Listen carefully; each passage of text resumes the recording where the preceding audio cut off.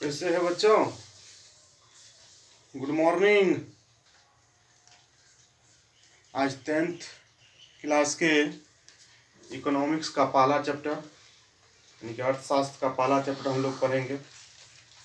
हम जैसे आपसे कहे थे कि इकोनॉमिक्स को भी हम लोग लेके चलेंगे।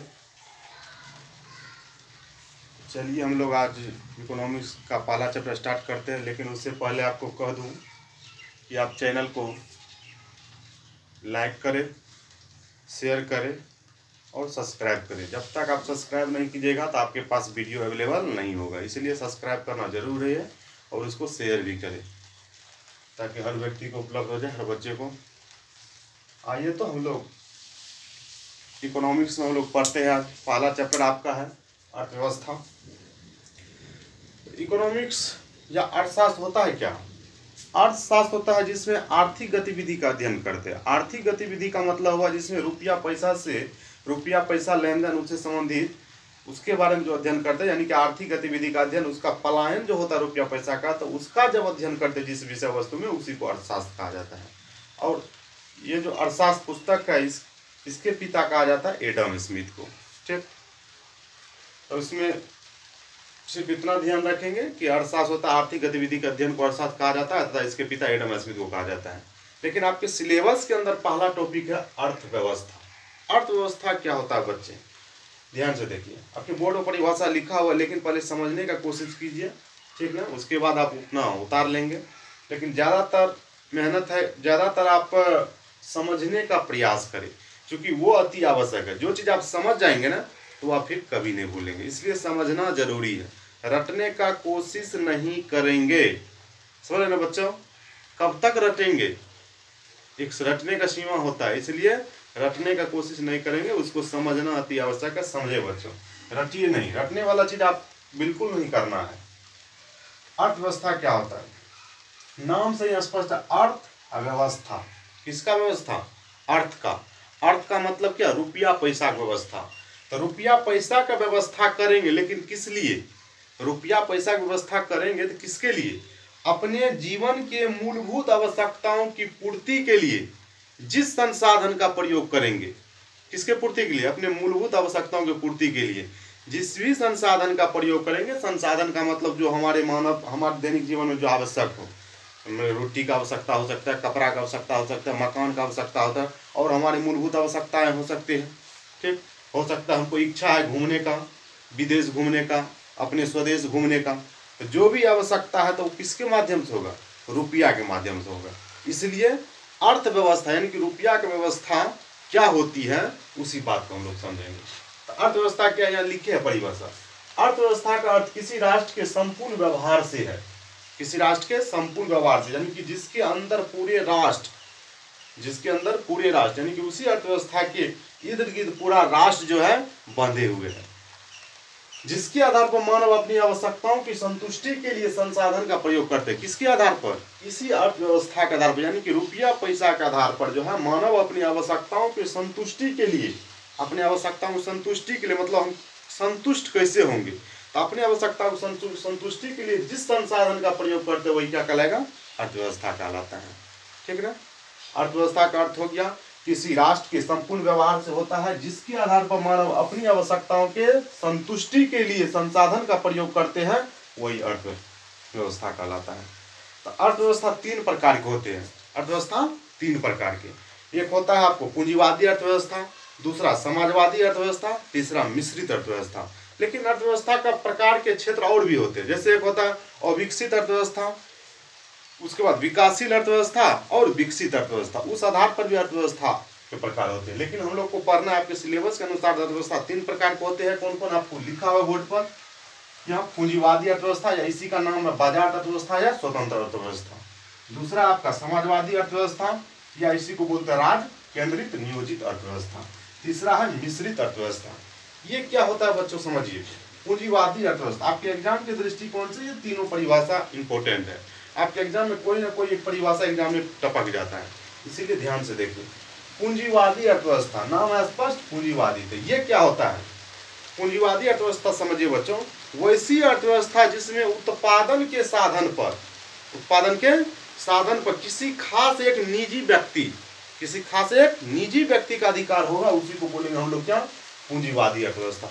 मतलब क्या हुआ बच्चों, समझिए इस बात को। पूंजीवादी अर्थव्यवस्था से मतलब ये चीज हुआ कि जैसे हम बोलेंगे, मान लीजिए एक होता है सरकारी विद्यालय, सरकारी स्कूल होते हैं, एक होते हैं प्राइवेट विद्यालय। तो प्राइवेट विद्यालय किसके माध्यम से चलता है, किसी खास एक व्यक्ति का उस पर अधिकार होता है। तो वो जो प्राइवेट विद्यालय है उस पर किसी खास एक व्यक्ति विशेष का अधिकार होता है, ना कि सरकार का अधिकार होता है। तो वो विद्यालय जो किसी खास एक व्यक्ति का है, उसका खास अपना निजी संपत्ति है, तो वो उसका पूंजीवादी अर्थव्यवस्था, उसका अपना पूंजी है, वो पूंजीवादी अर्थव्यवस्था है। लेकिन वही बोलेंगे सरकारी विद्यालय, तब तो उस पर मान लीजिए ना तो किसी खास व्यक्ति का अधिकार होता है, तो उस पर रहता है किसका अधिकार, सार्वजनिक अधिकार रहता है, यानी कि सरकार का अधिकार रहता है। तो उसको हम लोग बोलेंगे समाजवादी अर्थव्यवस्था।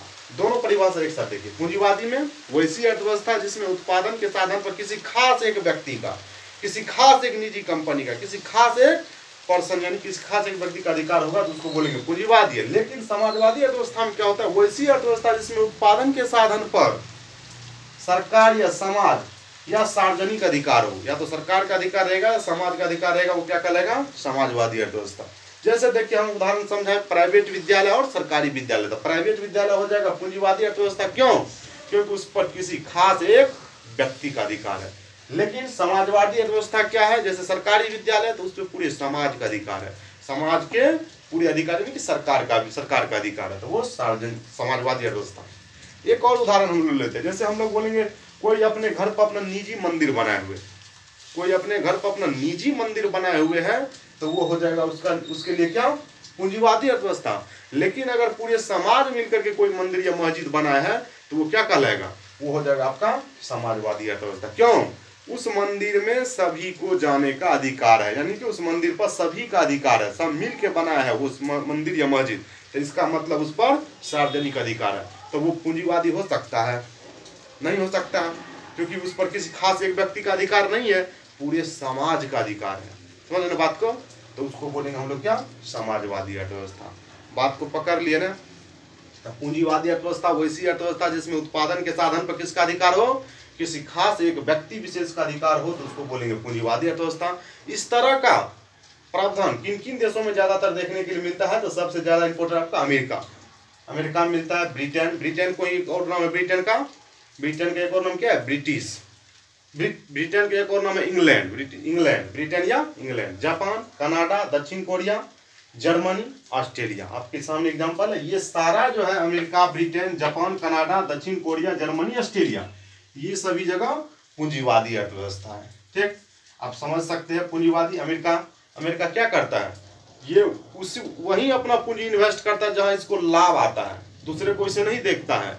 वो अगर कहीं रुपया फेंकता है दूसरे देश पर, तो इसका मतलब वो लाभ के हित से फेंकता है। आपको देखने के लिए आया होगा, द्वितीय विश्व युद्ध जब हुआ था, तो यही अमेरिका था जो जापान के 2 शहर हिरोशिमा और नागासाकी शहर पर, हिरोशिमा और नागासाकी पर, एक पर मान लीजिए हिरोशिमा पर 6 अगस्त 1945 को लिटिल बॉय नामक बम गिराया, और आपको जापान के हिरोशिमा नागासाकी शहर पर 9 अगस्त 1945 को फेटमैन बम गिराया। तो ये उसको डैमेज किया, और डैमेज करने के बाद क्या हुआ, पुनः यही उसको कर्ज भी दिए, रुपया भी ये दिए, लेकिन रुपया वैसे नहीं दिए, चंदा के तौर पर नहीं दिए, तब किस आधार पर दिए, तो ये रुपया उसको दिए कर्ज के तौर पर दिए कि मान लीजिए इतना रुपया आपको दे रहे, इतना वर्ष के बाद पुनः आपको लौटाना पड़ेगा, अपना अर्थव्यवस्था सुधार लीजिए।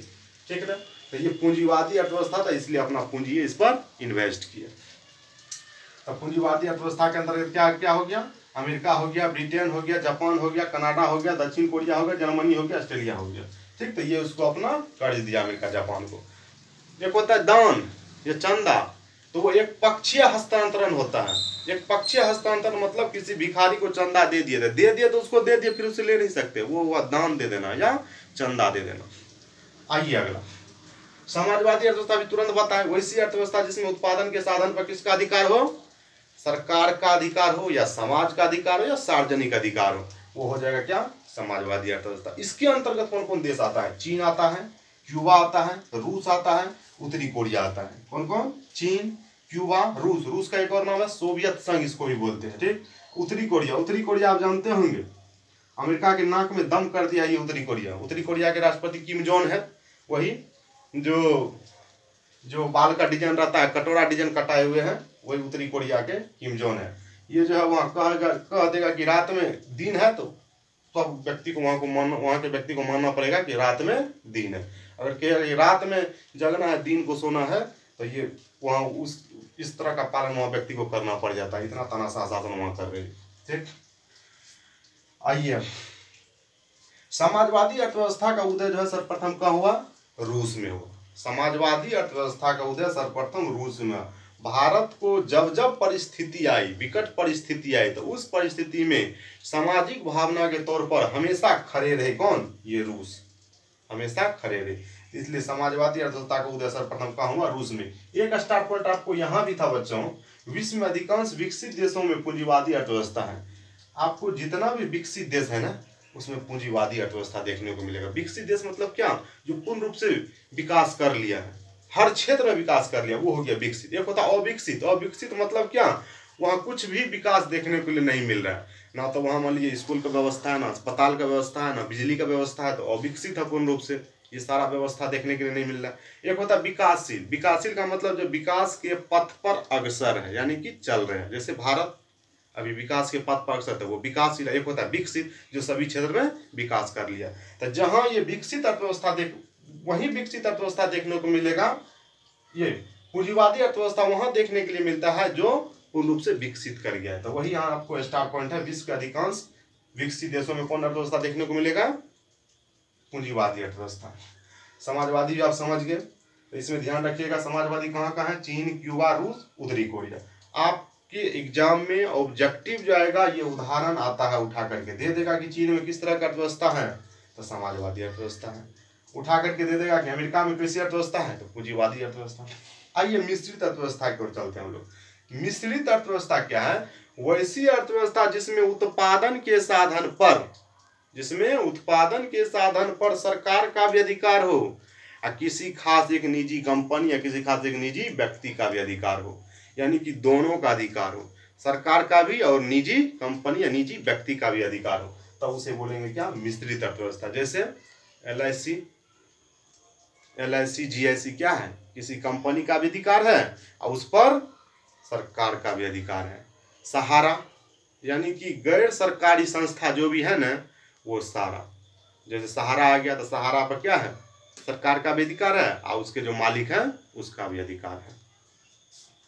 तो मिश्रित अर्थव्यवस्था वही हुआ, वैसी अर्थव्यवस्था जिसमें उत्पादन के साधन पर सरकार का भी अधिकार हो और किसी खास निजी व्यक्ति का भी अधिकार हो, तो उसको बोलेंगे क्या? मिश्रित अर्थव्यवस्था। ठीक, इसका उदाहरण क्या क्या है? मिश्रित अर्थव्यवस्था में क्या क्या आता है? फ्रांस आता है, रूस आता है, पाकिस्तान आता है, श्रीलंका, यहाँ एक छूट गया आपका भारत और ब्राजील। तो ध्यान में रखिएगा, आपके यहाँ एग्जाम में जो क्वेश्चन आएगा सबसे अति इंपॉर्टेंट है कि देगा कि भारत में किस तरह की अर्थव्यवस्था है, भारत में किस तरह की अर्थव्यवस्था। तो भारत में मिश्रित अर्थव्यवस्था है। एग्जाम के दृष्टिकोण से अति इंपॉर्टेंट है, बार बार ये क्वेश्चन आया एग्जाम में। ठीक ना?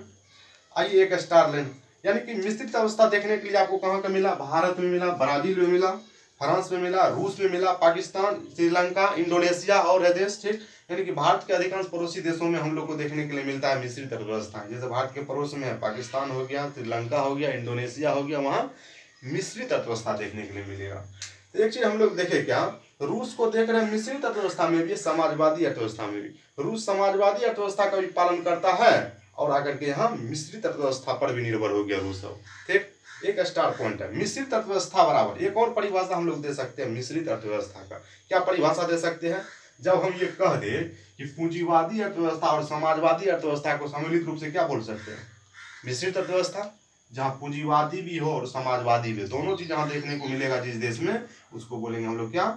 मिश्रित अर्थव्यवस्था, मिला हुआ अर्थव्यवस्था। तो यहाँ वही चीज लिखे है, मिश्रित अर्थव्यवस्था बराबर सूत्र होता है पूंजीवादी अर्थव्यवस्था प्लस समाजवादी अर्थव्यवस्था। ठीक बच्चे, तो आज इतना ही रखते हैं। लेकिन चैनल को आप सब्सक्राइब कीजिए, लाइक कीजिए और शेयर कीजिए। ठीक, आपके लिए बेहतर होगा, हर वीडियो आपके पास पहुंचेगा। ठीक ना? तो चलिए बच्चों, इतना ही आज रखते हैं। आप मेहनत कीजिए, जबरदस्त मेहनत कीजिए, जोरदार मेहनत कीजिए। थैंक यू बच्चों।